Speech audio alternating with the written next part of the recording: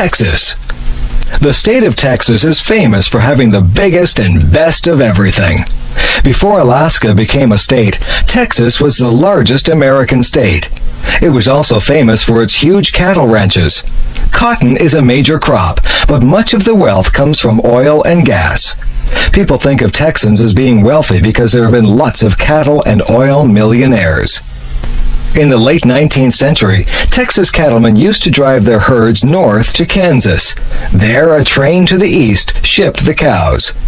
Eventually, the railroad came to Texas, and the great cattle drive stopped. By then, many Texans owned large ranches and were quite wealthy. In the 20th century, oil has made many Texans wealthy. Oil refining has led to chemical industries and synthetic products. Most Texans now live in cities. Many oil companies have their headquarters in Dallas. Other large manufacturing cities are Houston, Corpus Christi, Fort Worth, and Austin, which is the capital of Texas. Several cities, such as San Antonio and El Paso, have a strong Spanish influence. This dates back to the first Spanish visitors in the 16th century. The old mission at San Antonio is famous as the Alamo, where an important battle for Texas independence was fought. Texas is a huge area with mountains, deserts, prairies, rivers, and islands. The rugged beauty of its grasslands and deserts attracts many tourists. For a state that is mostly dry, Texas has a remarkable variety of wildflowers in the spring. Its animals and birds differ from other parts of the USA. Texas has the armored insect eater, the armadillo, the swift-running bird, the roadrunner, prairie dogs, jackrabbits, kangaroo rats, wild pigs, horned lizards, and 100 species of snakes. As might be expected also, it has many beautiful kinds of cacti and other desert plants. At its largest, Texas is more than 600 miles wide by 600 miles long. Such a large area develops a distinct culture of its own, and Texans are widely recognized by their accent and manner of speaking, their attitudes and interests, and their sense of independence and self-reliance.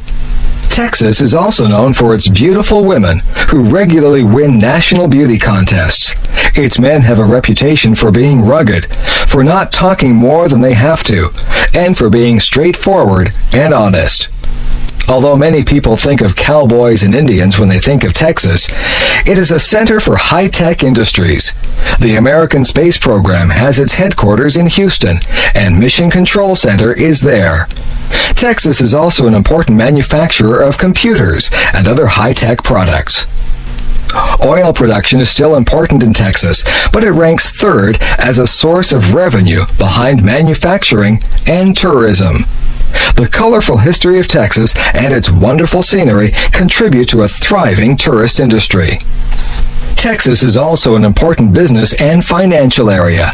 Yes, even though times have changed, Texans proudly maintain that their state still has the biggest and best of everything. Telephone systems. When Alexander Graham Bell developed the telephone in the 1870s, it was fairly simple to use. You talked into the mouthpiece and then held it to your ear to listen. For a century or so, using the telephone meant either contacting the operator to dial a number or dialing yourself. After that, all you had to do was talk or listen. Nowadays, the telephone has become a very complex instrument. It rivals the computer as to the number of possible uses. Answering machines have been around for several decades, but they are now being replaced by voicemail.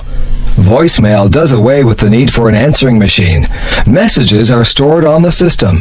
That means it's possible to forward the message to someone else's phone, or transfer the call to a more convenient phone of your own. You can also use call pickup, so that anyone on your group can answer another's phone. Conference calls have become very common. This is when one person phones first one person, then another, and keeps adding people to the telephone conversation. This can regularly be done with up to 6 people. It is very useful for business discussions, where different people need to talk about the same thing. It also speeds up the process of consensus and allows everybody to be in on the decision or discussion. The modern phone has many more features. If you don't want the caller to know what is being said in your office, you can push the mute button. If you want to hang up without putting the receiver down, press goodbye. If you don't want to receive calls, just forward them all into your voicemail.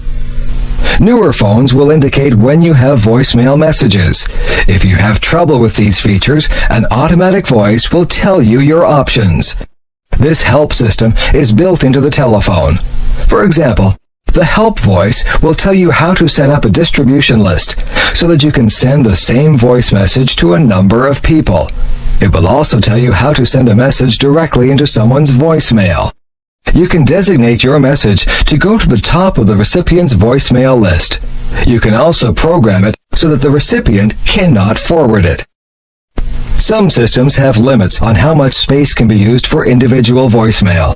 There are a number of courtesies that voicemail users should follow. Your greeting on your voicemail should be simple. If you are unable to take calls for any reason, you might want to explain that in your recorded greeting. If you are on vacation, you might want to include that information in your greeting. Don't use voicemail as a way to avoid answering the telephone. Some people use voicemail to screen calls. This can be annoying to someone who can never contact you directly. Check your messages regularly and reply to them promptly. Enjoy the telecommunications revolution. Summertime. In North America, July and August are holiday months. Most schools and colleges are not in session then. Families look for activities to keep the children amused. Although not all workers get a full 2 months of holidays, most people take a holiday in the summer. The summer begins with a national holiday. In Canada, July 1st is Canada Day. In the USA, July 4th is Independence Day. A lot of families are soon on the road. Some travel to cottages by the lake. Some go sightseeing or camping. In Canada especially, the summers are short, so people try to make the most of them.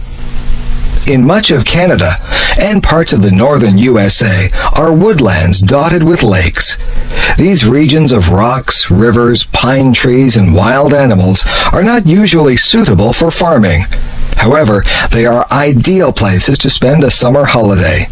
They are far from the cities. The woods are quiet and peaceful. People fish, go boating or swimming, have barbecues outside, or play outdoor sports. Some people spend their whole summer at the cottage. Others go for a week or two. City people who don't have a cottage like to go to parks and swimming pools in the city. If they are near a lake or ocean, they may go there for the day. Many museums, libraries, and art galleries have programs for children in the summer. Swimming is probably the favorite summer sport. It feels wonderful on a very hot day to jump into the cool water. Swimming is also excellent exercise. Besides swimming, baseball and football are also popular in the summer. Spending an afternoon or evening at a baseball game is a favorite summer pastime. Summer is also a favorite time to catch up on reading. Stories of adventures and love novels are favorite light reading. But summer is especially a time for traveling across the country. Some people have a camper or trailer that they can live in. Some stay in campgrounds and sleep in tents. Others stay at hotels or motels, while others rent cottages or cabins for a week or two. Most trips are by car. Many people visit national parks and other wildlife areas.